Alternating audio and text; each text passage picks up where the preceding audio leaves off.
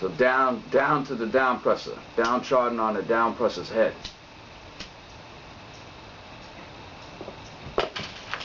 So the next thing I want to cover is on this article that was in the Atlantic on the Christ. And there was apparently another one of these Gnostic gospel particles found, a papyrus that was apparently from a new gospel. They can't trace it back. They don't know where the guy in Germany came from. But let me go ahead and go over the lines of what it says. Here's the papyrus itself. And what it says is, not me, period. My mother gave me Li.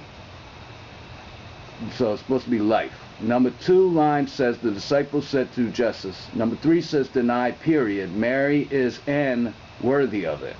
So it's supposed to be she's not worthy of it. Number 4 says, Jesus said to them, comma, my wife. And that's the main article interest right there, the 4th line. Number 5 says, she is able to be my disciple. Number 6 says, let wicked people swell up. Number 7 says, as for me, I am with her in order to. Number 8 says, an image.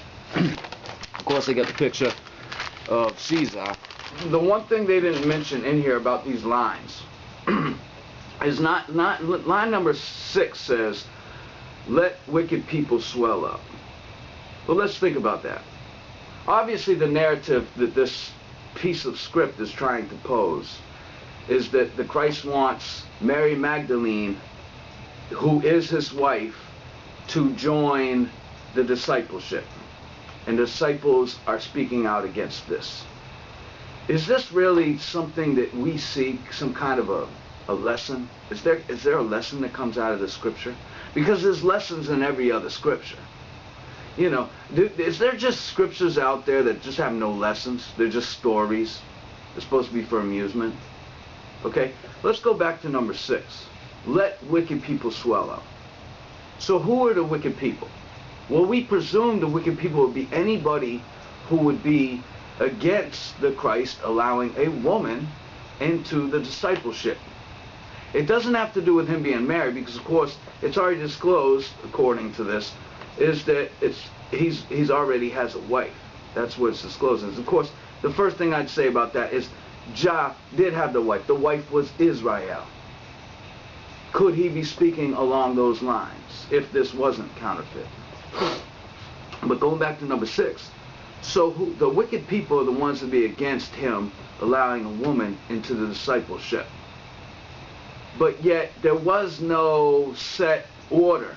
There was no tradition, like the Catholicism exists today. There was no traditional church underneath the Christ. This was just information. As a matter of fact, most of the people were against the Christ. That's why he got crucified in the end. So why would anybody really swell up? Nobody would take notice, would they?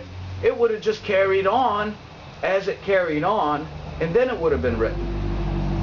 So, you know, the let wicked people swell up is almost like the people that would be against it today, right, would be the wicked people.